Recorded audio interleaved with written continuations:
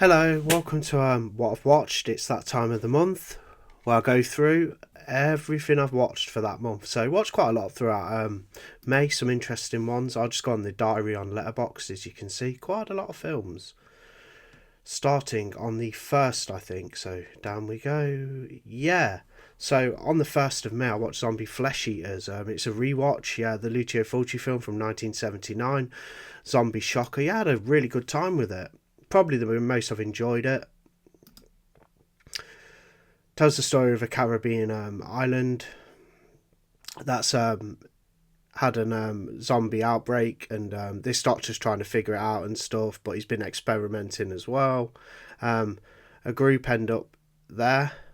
They were supposed to go to a different island, but they end up on this island, Matul, and obviously they succumb to the zombie outbreak. But the zombies just look fantastic in this one. I mean, you can't beat these classic zombie movies, especially like the George A. Romero films and the Fulci ones. They just look really menacing. Of course, you got the famous scene where the shark fights the zombie. There's a bit of a poster. That's the poster I picked. Really cool artwork. And there's just so many good scenes in it. Like, there's the part on the boat where they sneak on the main character and the woman. They sneak on the boat and then they have to fool the cop in pretending they've just gone there to make out, not to snoop. That's quite funny. And then there's great zombie effects. It just looks so good. Like, of course you got the one with the worm coming out of his eye. That just looks absolutely awesome. And just, yeah, it's great special effects. Love Zombie. Such a great. It's much better than the zombie films from the past decade or so. Like, you can't beat these old classics. And I gave that 4.5 out of 5. So that's a very, very good rating. Wow, this is going back a bit. I can barely remember some of these. So on the 2nd, I watched a film called The Crescent on Shudder. Now this was weird. Basically, a woman and her child, really small child, they live in a remote house on the beachfront.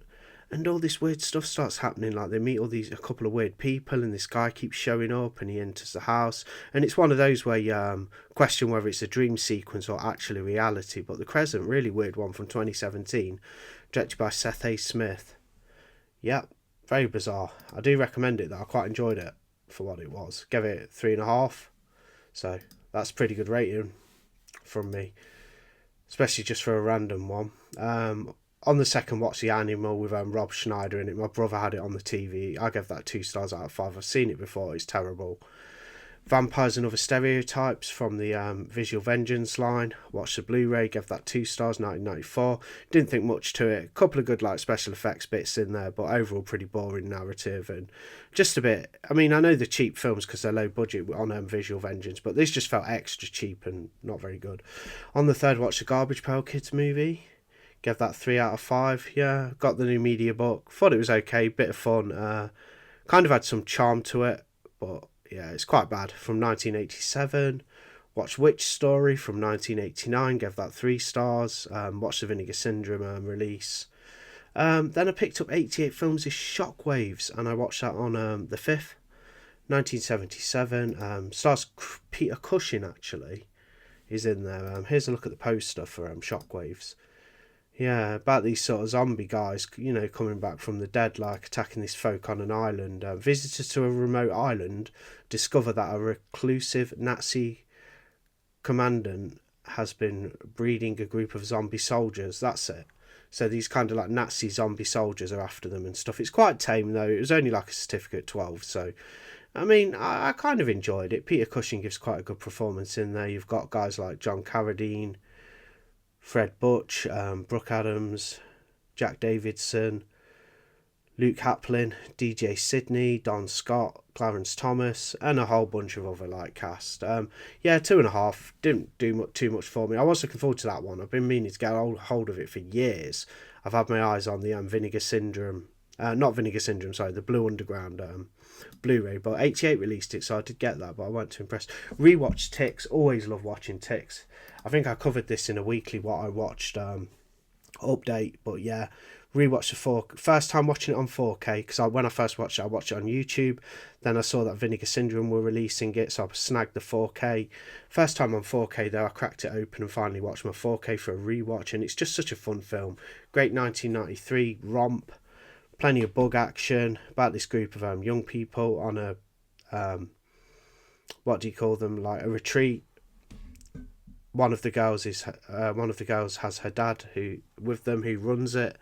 There's this woman too. It's got the actor who plays Carlton from Fresh Prince of Bel-Air in there. Yeah, really, really fun movie. Seth Green, of course, he's like one of the main guys in there. And there's also these drug farmers around who are basically cultivating whatever they're doing. I can't quite remember. It might be methamphetamine or something, or even just dope or weed or something. And they're like cultivating that, and they're making sure the group doesn't go near their premises. And you've got Clint Howard in there who's working it for the criminals, and he ends up being infected by the ticks. And yeah, there's just some gross stuff with him and get them out of me and all that stuff when you see skin bulging with the mutated ticks underneath. But yeah, brilliant film. Ticks, lots of fun. Gave that 4 stars. Let's just get back to where we were because there's quite a lot to get through. Watched Them. It's had a recent release from a VS partner label, and I had the Blu-ray knocking about, so I thought I'd watch it. From 2006. It's a foreign one. Can't quite remember what country. Let's see if I can have a look. Them. Let's have a look. Details. France and Romania. So it's like a French one. Wasn't very good. Just about this sort of home invasion thing.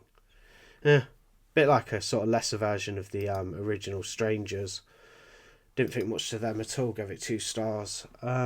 Fear City, watched that. 2.5 stars. A video about that on the channel with an unboxing and review.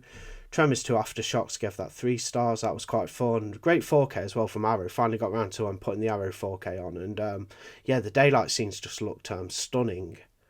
A lot of fancy detail with those. That was good. Watched Butcher Baker Nightmare Maker, gave that 3 stars out of 5 stars. 1981 review and unboxing for that on the channel, so I think I spoke enough about that. Watched the 4K of Dr. Terror's House of Horrors from 1965. Gave that 3.5. I've seen this before, so it was a rewatch. Yeah, good. Good. Is it Amicus? I think yeah, it is Amicus. Good Amicus anthology. Nice sort of creepy tone, not overly gory or anything. Rewatched Hell Comes to Frogtown. That was fun. Always fun to see Roddy Piper in an action movie. One of the last fertile men on Earth, if not the. He's got to go in, rescue all the fertile women from the frog people in Frogtown, and yeah, it's just a bit of silly action, really. On the 13th, I rewatched Evolution. That was a lot of fun from 2001. Gave that 3.5 as well. Yeah, cool monster movie, you know, about the aliens that start to breed underground in a cave in Nevada, I think it is, in the US. And yeah, they start to morph into all kinds of weird creatures, and it's a fun one. The Jester on the 14th, gave that 2 stars out of 5 stars. 2023 film. This was awful. It was just like a bad Terrifying knockoff. The guy who played the Jester did an okay job. That character was kind of interesting. Like, you could tell it was an Art the Clown knockoff, but had its kind of own spin on it enough to for you to sort of give it a bit of applause and say, yeah, this character's kind of cool. But the story around it was just downright boring and dull. How do you make a film with that character, the Jester, so boring? I don't know. Rewatched Aliens, finally got around to the new James Cameron 4K. 5 out of 5 from me. Looks stunning. Yes, it's very polished, but I enjoyed it for what it was, and I thought the transfer looked great. It looked like it was filmed yesterday. The Mephisto Waltz on the 18th. 1971, yeah, it was alright. Good 70s aesthetic, but I didn't really enjoy the film that much. Watching some Mario Bava films for a ranking that I'll be doing on the channel very, very soon. And I watched Kautiki, The Immortal Monster, which is co-directed by Mario Bava. He's not the only director on it. It was okay. Gave it 3 stars. Classic monster mashup from 1959. Yeah, not bad. Old school. Yeah, black and white. Who's the other director? Ricardo Freda. Ricardo Freda's the other director, and then the co-director is Mario Bava. There's a look at the poster. I do recommend old school, like sort of science fiction fans or monster movie fans. I do recommend Kautiki to those because it is that type of thing. I'm used to Mario Bava's more like bloodier stuff. For example, A Bay of Blood, which I rewatched on the 18th. From 1971. Gave that 4 stars. Fantastic film. Love the whole vibe of it. The kills are great. There's some nasty, gnarly kills. Good little plot. you know, about people double crossing each other to take to basically have control over the little bay, and it's great. Bay of Blood, really liked it. Rewatched Life Force, just recently done a video on this talking about it. Yep, I used to hate it, gave it 1 star previously, now it's grew on me and it's a 3.5 star from me. Yeah, Life Force, Toby Hooper, who did Texas Chainsaw Massacre and a number of other films including Poltergeist. Yeah, kind of enjoyed it, and the last 30 minutes are just chaos and it's just really fun to watch. Another Mario Bava, Kill Baby Kill, from 1966 on the 19th. Classic ghost story sort of thing, you know, basically about this spirit of a young girl who keeps showing up around this very gothic village or small town, and they've got to figure out what's happening and make sure she doesn't claim any more victims. It's got a little twist in there. Yeah, good stuff from Bava. Kill Baby Kill, I'll just pull the poster up. It's got a really cool artwork. If I can just, yeah, look, there's a look at the artwork. Yeah, I'm so glad I snapped up some of these Arrow Video Mario Bava Blu-rays before they went out of print, because I'm hoping this stuff like Kill Baby Kill, etc. will get a 4K eventually, and I'm sure they will, but I'm so glad I snapped up the Arrow Video ones.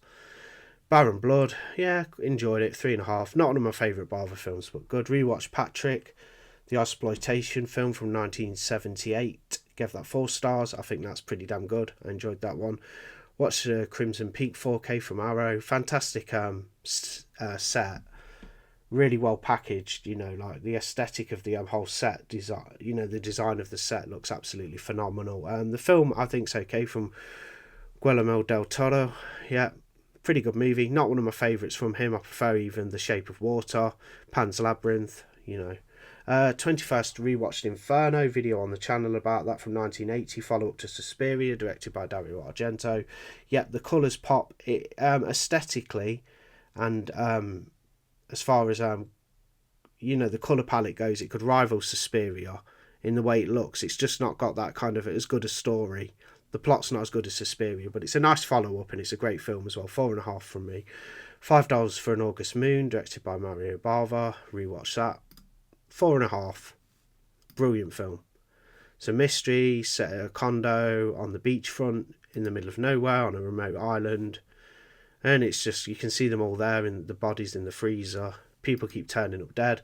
There's no way of getting home for a while, and yeah, it's so good. It's just a really cool murder mystery. It's not even like overly violent. There's a bit of like violence in there, but it's just a brilliant film. The Island of Dr. Moreau remake from 1996. I watched on the 22nd, got the new Scream Factory. That was a fun watch. Good makeup effects, enjoyed that. Shredder, which I didn't enjoy as much as the first time I watched it, I gave that 2.5. Shredder from 2001. That's a Death to Snowboarders, you know, about the killer taking out the snowboarders.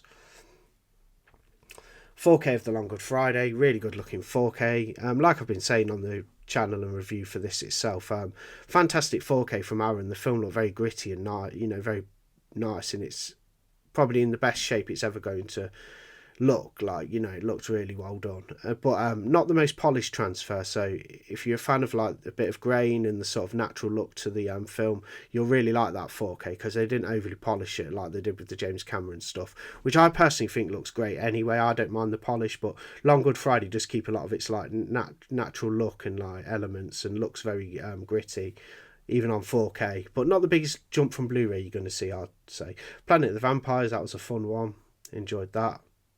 Another new Mario Bava release from Radiance Films, 1965, about a crew land on a planet. There's a life-sucking force on there. They've got to defeat and get off the planet. Watch Headless on the 26th. I covered this quite heavily on this slashy, trashy video I did, and yeah, it's such a good film. Really bad, like really good, really like nasty slasher. When I say bad, I didn't mean it was bad, but it's really bad in a sense of like depravity. So it's a brilliant film. It's just very depraved. A lot of bad stuff going on in Headless. Quite a nasty one. Well worth a watch though. Quite hard to obtain on physical media. Rewatch The Frighteners. I've been over this on the channel quite a bit. Yeah, loved it. Liked it when I was younger. Fantastic disc from Turbine. The edition's gorgeous. The audio quality was superb. I'd heard this from a few people that it was absolutely phenomenal. I played it through a sound bar that I have in my bedroom, and it did sound awesome. So The Frighteners, awesome watch. Black Sabbath on the 29th, another Mario Bava, brilliant anthology, got some great segments. Of course, the really creepy first segment with that I'm hovering over with the cursor, that old lady who's died, and she comes back to haunt the woman who steals her ring. Woo, spooky stuff. Very frightening. Getting to the end now anyway, I just wanted to make this a quick one. Watch The First Omen. Yeah, I gave it 3 stars. I actually thought the film was okay, as far as like it had some good death scenes like the original did, but I just don't understand why they needed to tell the story of where Damien come from. I mean, the original Omen from the 70s is fine for that. You assume it's said that he's the son of a jackal. Is it right? Yep, the son of a jackal, and that's the kind of mystery you need. But The First Omen just goes in and basically tells you a story of how Damien was born, and I didn't care much for that. But the overall like vibe of the film and the deaths and some plot elements were quite good, and I'd say it's middle of the road. It's not a bad like sort of Omen entry into the franchise at all. The First Omen, 3 stars out of 5. I just didn't understand why they had to tell the story of Damien. Why not just do a different demon inside a different child, or what have you, or the devil inside a different child? You know, you didn't have to really tell the story of how Damien was born. I just thought it was a bit overkill, but it was quite a good film. Perversion Story from Lucio Fulci, also called One on Top of the Other, from 1969. Gave it 2.5 out of 5. Didn't enjoy this one. Normally love Fulci films. This is like sort of an exploitation one. Not very interesting overall. I mean, I'll pull the cover art up. Yeah, about this doctor guy who's got some perversions, and yeah, it's not very interesting. I'll read the synopsis. What is the most incredible thing a woman ever did for, what's that, like 1 million? A San Francisco doctor encounters a prostitute who bears a striking resemblance to his late wife. So there's the sort of synopsis. It wasn't very good, I didn't think. I'll give it a rewatch though, and I'll definitely keep it in the collection with it being a Fulci on Blu-ray. And then that's it. The next one was for June, so I'll save that. That's all my monthly watches. Some great stuff in there. Standouts for me were rewatching Inferno, Kill Baby Kill, The Frighteners, of course, Black Sabbath, Bay of Blood rewatch, a lot of Bava stuff. Rewatching Aliens was quite the experience with the new 4K. Hell Comes to Frogtown was fun. Yeah, good month for watches. I'll be back next month with more monthly watches. That is the end of the video, so thanks for listening and whatnot. I'll see you on the next one. Bye.